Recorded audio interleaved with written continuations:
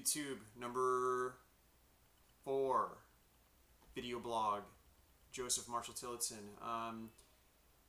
Today is March 29th, 2013, and thought I'd make another video blog.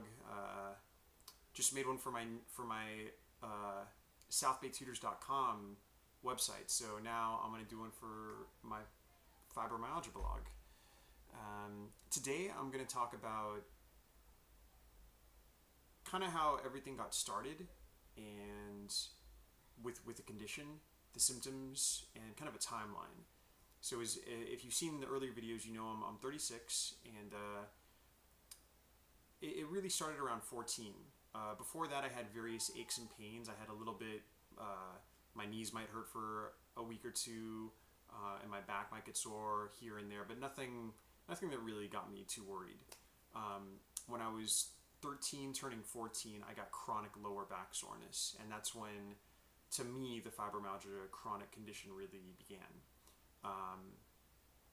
It was really something that no one knew what was going on. There was no diagnosis. There was pretty much a shrug of the shoulders by the doctors, and maybe it's growing pains, maybe you just have a bad back. It was very frustrating for all parties, for myself, for the doctors, for my parents. I was very much into sports, baseball, soccer. Those were the two main ones, but all kinds of sports. I was very, very, into sports and athletics, and so that was very difficult to kind of, even with a little bit of fibromyalgia, you cannot do hard sports. So I started surfing, and that really was a lifesaver because I could focus my intensity and energy into that, and it wasn't so harsh on the body like like running down to first base 100 times a day. So that's my freshman year, sore lower back, chronic, and a year later when I was 15, my upper back became chronically sore. And when I say sore, it's kind of like the way your muscles would get sore from lifting weights. If you're not used to it, you'd have sore muscle for 4 days, and then it would get stronger. Well, my joints would get sore and stiff and creak and crack, kind of like that, if I did too much. But they wouldn't get better. They would just keep getting worse if I kept doing it. So it kind of narrowed what I could do in terms of expressing myself physically, whether it be running or dancing or, all these things that I kind of took for granted as a kid.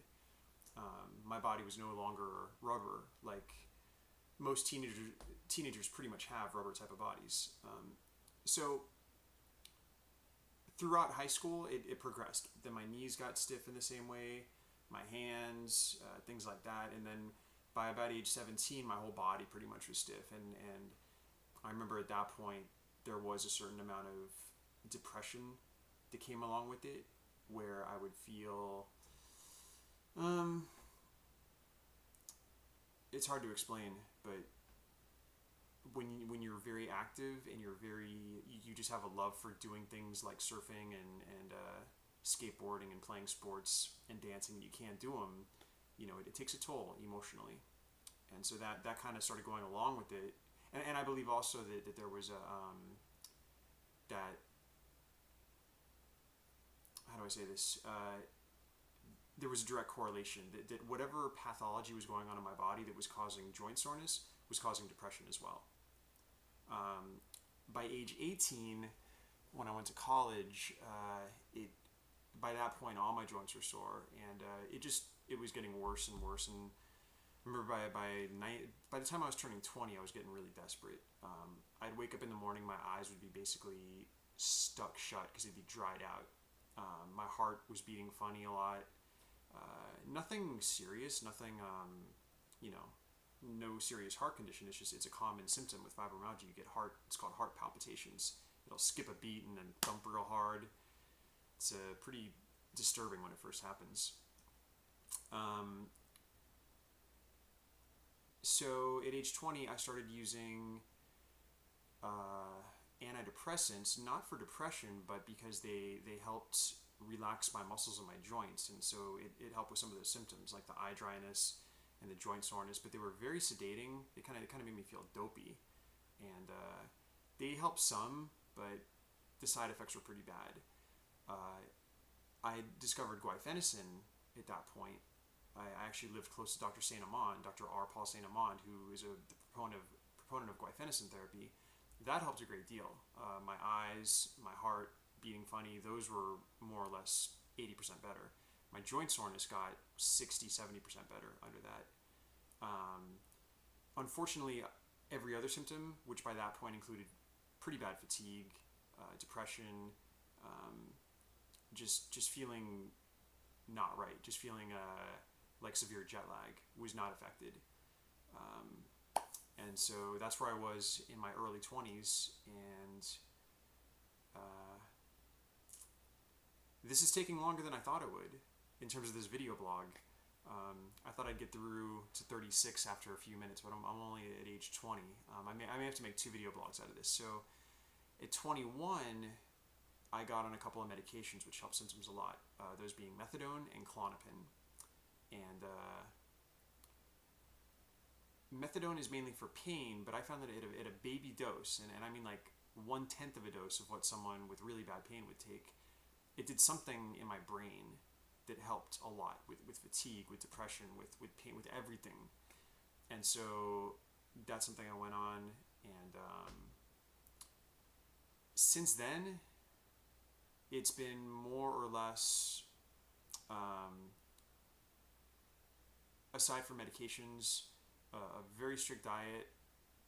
When I say very strict, I mean like, avoiding McDonald's, avoiding junk food, supplements, herbs. If you've seen the last video, traditional Chinese medicine. And so I've had the pathology of the condition, which seems to get a little bit worse each year, but at a slower pace than at first. It was every month I'd feel worse than the last month.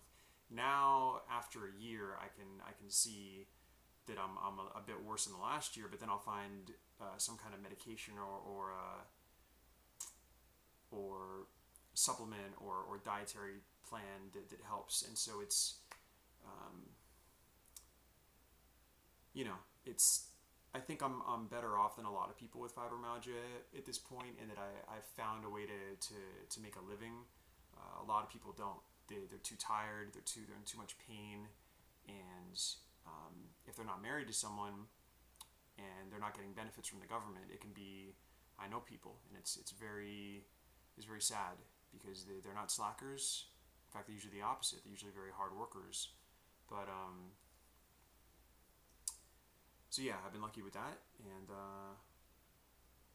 anyway,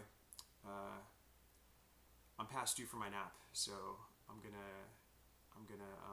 end here. And I mainly went from about age 14 to around age 21 with specifics.